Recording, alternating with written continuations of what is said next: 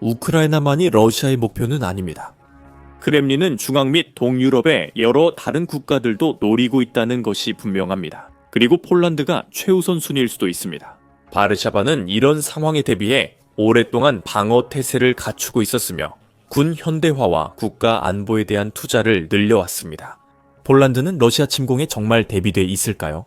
크렘린의 전쟁 기계가 저항 없이 바르샤바까지 진격할 수 있을까요? 아니면 우크라이나처럼 또다시 좌초할까요? 2026년에 러시아와 폴란드 사이에서 가상 전쟁이 벌어진다면 그 전개 과정을 자세히 살펴보겠습니다.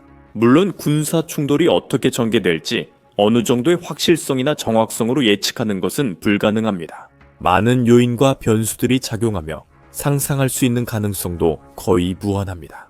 하지만 우리는 데이터와 통계를 통해 양측의 승리 가능성을 어느 정도 추정할 수 있습니다.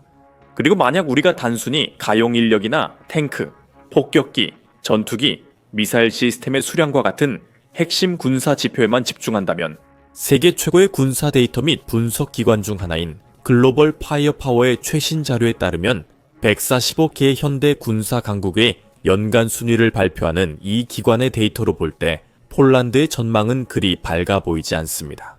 러시아는 미국에 이어 세계에서 두 번째로 강력한 군대를 보유하고 있으며 중국과 공동 2위를 차지하고 있습니다. 한편 폴란드는 상위 20위 안에 들지 못하고 21위에 머물러 있으며 대만과 베트남보다는 앞서 있지만 우크라이나, 이집트, 호주보다는 뒤처져 있습니다. 데이터를 더 깊이 살펴보면 러시아는 폴란드보다 훨씬 더 큰 나라이고 인구도 많이 들며 군사 장비의 비축량도 더 많고 군사 예산도 막대하다는 것을 알 수 있습니다. 인력 측면 주요 지표에서 크렘린이 1위인 것은 놀랍지 않습니다. 예를 들어 러시아는 우크라이나 전쟁에서 100만 명 넘는 사상자를 냈을 수 있습니다. 하지만 러시아는 여전히 약 1,300만 명의 현역 병력을 보유하고 있으며 필요할 경우 추가로 200만 명의 예비군이 전투에 투입될 준비가 되어 있습니다. 러시아는 매년 군 복무 연령에 도달하는 인구가 100만 명 이상이고 전체 인구는 1억 4천만 명이 넘습니다. 활동 복무에 적합하다고 판단된 인구가 4,600만 명이 넘는 반면 폴란드는 최근 집계 기준으로 20만 명이 조금 넘는 훨씬 적은 병력을 보유하고 있으며 예비군은 추가로 35만 명입니다. 매년 약 50만 명의 폴란드인이 군 복무 연령이 되며 전체 인구 3,800만 명 중 1,500만 명 이상이 복무 대상입니다.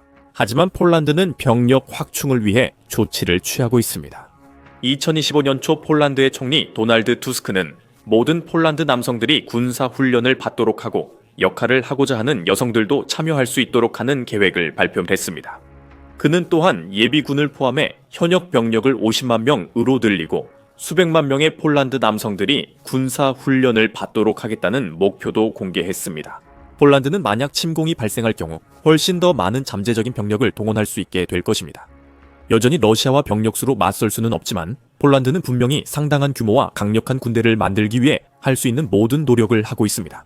군인은 모든 군대의 생명줄이지만 강력한 군사력은 또한 지상에 대량의 첨단 장비, 무기, 차량이 필요합니다. 통계적으로 러시아는 역사적으로 세계에서 가장 강력한 군대 중 하나를 보유해 왔습니다.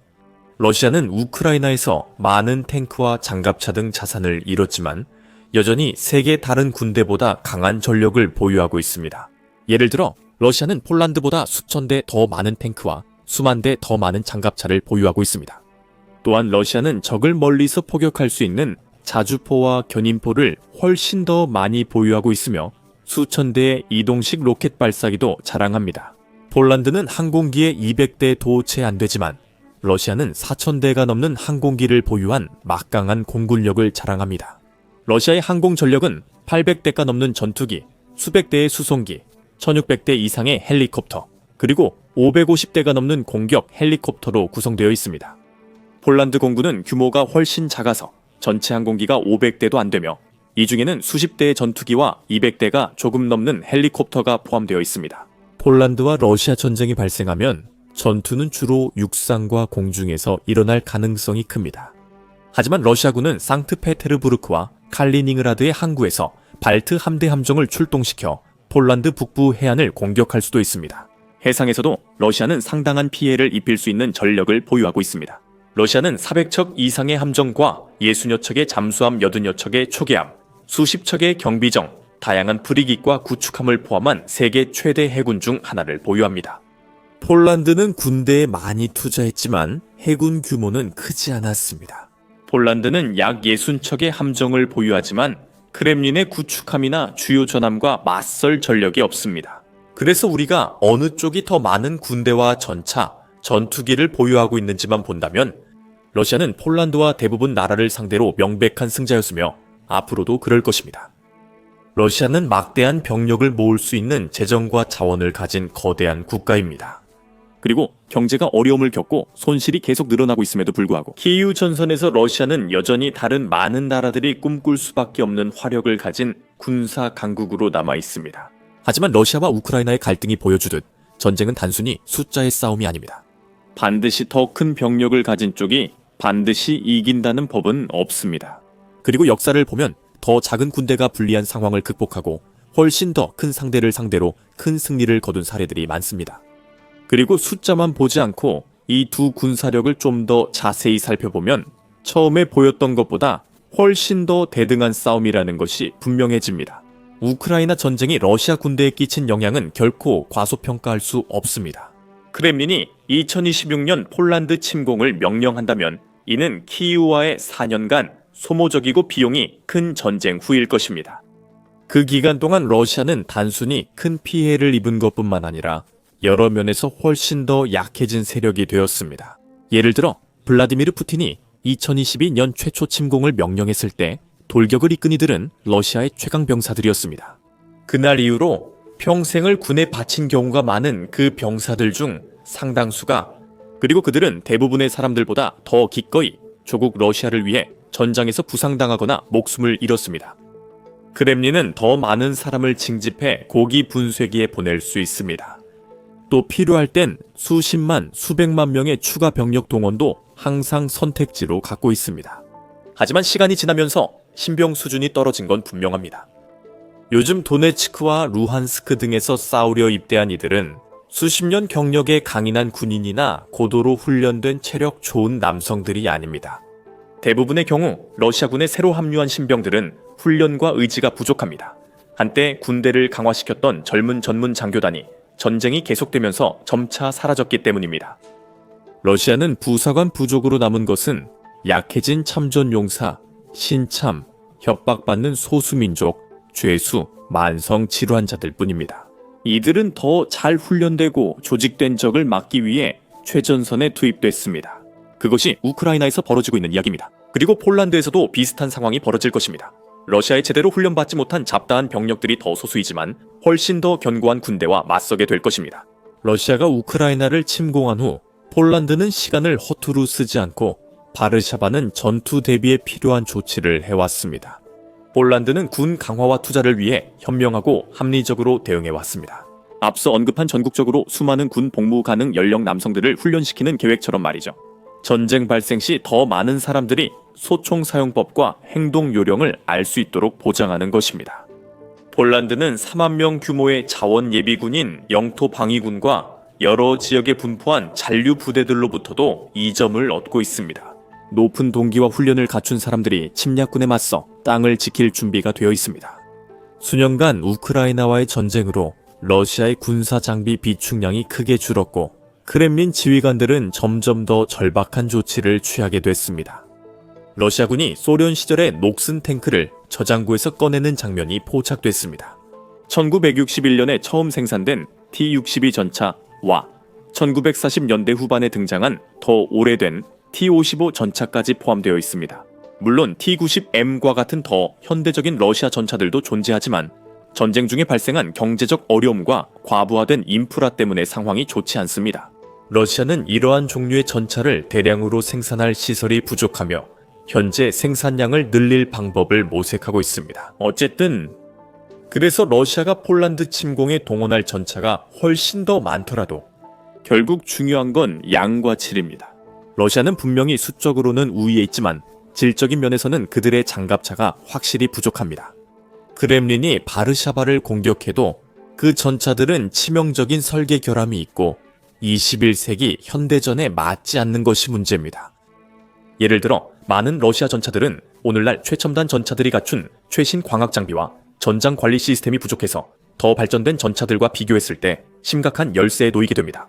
포병 전력에 관해서도 비슷한 상황입니다. 러시아는 엄청난 수의 포병 시스템을 보유하고 있지만 폴란드에서 이를 최대한 활용하는 데는 분명히 어려움을 겪을 것입니다. 우크라이나 침공으로 대규모 탄약 부족이 발생했고 러시아 최고급 포병 시스템 상당수가 대포병전이나 우크라이나 드론 공격으로 파괴됐습니다. 그래서 크렘린이 한때는 압도적인 포격의 양과 규모로 거의 모든 적을 제압할 수 있었을지 모르지만 이제는 더 이상 그렇지 않습니다. 한편 폴란드는 최근 몇 년간 바르샤바가 군대 현대화와 방어 공격 능력 강화를 위해 다양한 조치를 시행해 왔습니다. 유럽의 다른 나라들이 머뭇거리는 동안 폴란드는 국방 예산을 늘리고 필요한 변화를 주는데 전혀 주저하지 않았습니다. 폴란드는 2022년 러시아와의 전쟁에 대비해 GDP의 2.7%를 국방에 사용했습니다. 2024년 4%로 증가했고 2025년 엔더 오를 예정입니다. 비율이 4.7%로 높아지며 폴란드는 나토 국가 중 국내 총생산 대비 국방비 지출 1위가 됐습니다. 폴란드의 투자는 결코 헛되지 않습니다. 폴란드 군 지도자들은 우크라이나 사건을 면밀히 주시하며 뛰어난 정보력과 전술 계획을 보여줍니다. 자금 배분 측면에서 그들은 정말로 고급 자산의 다방면으로 투자해 왔습니다. 이 자산들은 폴란드의 군사력 강화뿐 아니라 러시아 등 강대국과 맞서 자국 방어를 더 실현 가능하고 효과적으로 만들어줄 것입니다.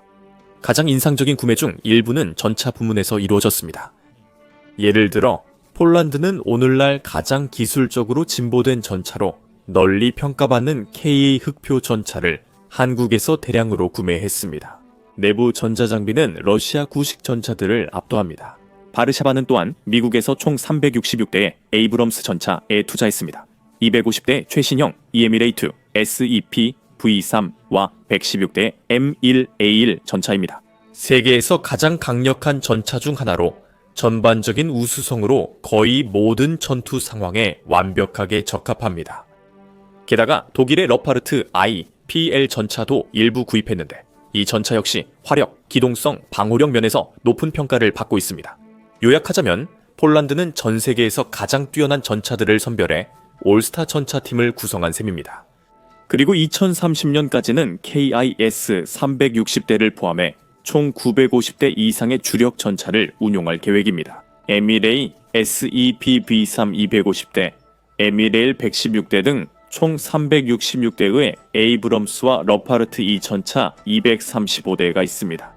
이 부대들은 로쏘막스와 같은 첨단 보병 전투 차량, 자주포, 그리고 대한민국에서 공급한 K9 썬더 자주포 시스템 등으로 지원받고 있습니다.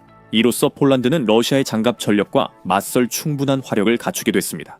덕분에 양측 간의 지상전은 매우 치열한 경쟁이 될 것입니다. 폴란드는 현대적 장비라는 강점을 얻게 됩니다. 여기에 홈그라운드의 2점까지 더해지면 국경과 타 지역 공중전에서도 여러 차례 큰 승리를 거둘 수 있습니다. 폴란드군은 몇 년 전보다 훨씬 강력하고 치명적인 전력을 갖추게 됐습니다. 폴란드 공군은 F-16 전투기를 운용하고 있으며 F-35 전투기도 주문해서 자국 영공을 지킬 예정입니다. 여기서 한국산 FA-250 경전투기도 운용 중입니다. 지상에는 점점 더 복잡해지는 다층 방공 시스템이 구축되어 있으며 핵심 구성 요소로는 미국산 패트리엇 미사일과 커먼 엔티-에어 모듈러 미사일 요격 미사일 시스템이 있습니다.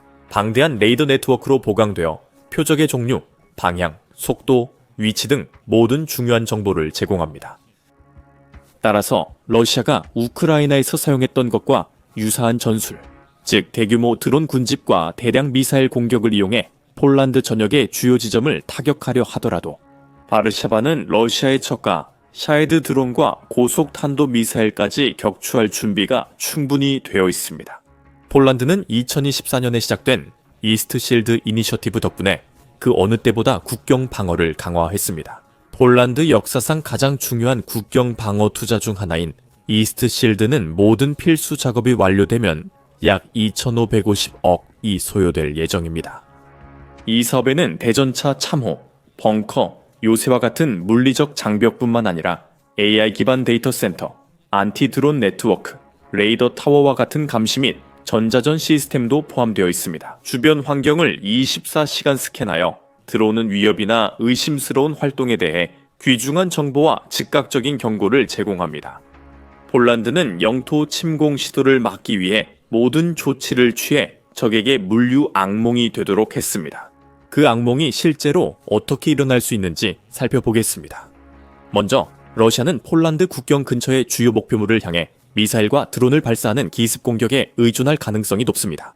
그들은 필연적으로 동부 방어선을 돌파하려 시도할 것이며 레이더 타워, 지휘소, 방공시설과 같은 중요한 인프라 목표물을 노릴 것입니다. 이로써 폴란드의 완벽한 방어 체계가 작동할 것입니다. 폴란드는 수년간 이런 공격을 예상하며 러시아의 공중 공격에 대한 대응을 연습하고 완벽하게 준비해 왔습니다. 커먼 엔티에어 모듈러 미사일 요격기와 패트리엇 포대 등 다층 방어 체계는 러시아 전력을 대부분 공중에서 격추시킬 것입니다. F-16 전투기와 다른 전투기 편대가 출격해 지상에 남아있는 잔여 적군을 모두 제거할 것입니다. 러시아는 우크라이나 전쟁 초기에 했던 것처럼 대규모 병력과 전차, 장갑차를 투입하고 포병 폭격 지원으로 진격하는 침공을 시도할 수 있습니다. 아직 완공 전이지만 이스트 실드는 러시아 수송대를 충분히 막을 수 있습니다. 적 차량을 정해진 경로로 유도해 폴란드 포병이 기다리는 곳으로 유인합니다. 바르샤바의 영토 방위군도 전투에 투입되어 적이 눈치채지 못하도록 매복과 파괴 공작 임무를 수행할 것입니다. 세계에서 가장 강력하고 첨단화된 전차를 운용하는 기계화 여단들은 방역 작전을 개시하여 노출된 러시아 측면을 타격하고 고립된 부대를 지도해서 지워버릴 것입니다. 폴란드는 이미 벨라루스와 칼리닝그라드 전역에 탄약 저장고와 물류 거점 등 중요한 러시아 목표물을 확실히 파악했을 것이기 때문에 자체적인 공세 작전을 시작할 수도 있습니다. 하지만 폴란드의 가장 큰 무기는 전차나 미사일 시스템, 국경 방어가 아니라 바로 나토입니다. 그것이 바로 판도를 바꾸는 요소로 러시아가 폴란드를 침공해도 성공할 수 없게 만듭니다. 왜냐하면 우크라이나는 EU나 나토 어느 쪽에도 가입되어 있지 않아서 서방 동맹국들의 지원을 받기 위해 협상이나 교환 등에 의존해야 하지만 폴란드는 이 두 강력한 동맹 모두의 일원이기 때문입니다. 러시아군이 국경을 넘거나 폴란드 영토에 공격을 가하는 즉시 나토의 5초가 발동되어 동맹에 속한 모든 국가들이 바르샤바를 지원하게 됩니다. 여기에는 세계에서 가장 강력한 군사력인 미국을 비롯해 프랑스, 독일, 영국 등 여러 주요 군사 강국들도 포함됩니다. 설령 그들이 돕지 않아도 폴란드는 러시아 침공군을 충분히 막고 격퇴할 수 있습니다. 나토가 정보, 인력, 물류, 무기 체계를 전폭 지원하면 폴란드는 막을 수 없는 존재가 될 것입니다. 이렇게 되면 러시아는 사실상 두 가지 선택지밖에 남지 않습니다. 후퇴하거나 아니면 핵미사일 공격과 같은 전례 없는 수준으로 사태를 격화시키는 것입니다. 크렘린은 세계 최대 규모의 핵탄두를 보유하고 있다고 자랑하지만 나토 이에는 세계의 다른 핵 보유국들도 여러 나라가 포함되어 있습니다.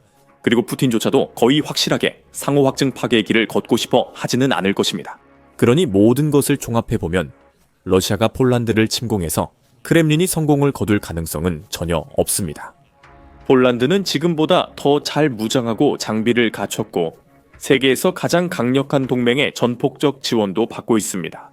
이제 이 심층 분석 영상에서 폴란드의 인상적인 이스트 실드 이니셔티브에 대해 더 자세히 알아볼 수 있습니다. 이 영상에서는 이 프로젝트의 비용, 완공 시기, 그리고 주요 구성 요소가 무엇인지 살펴봅니다. 폴란드의 군대 현대화와 바르샤바의 다양한 군사 도입, 개선 사항을 더 알고 싶다면 이 영상을 참고하세요. 그리고 마지막으로 유럽과 전 세계의 주요 군사 이슈에 대해 계속해서 정보를 얻고 통찰을 얻을 수 있도록 저희 채널을 꼭 구독해 주세요.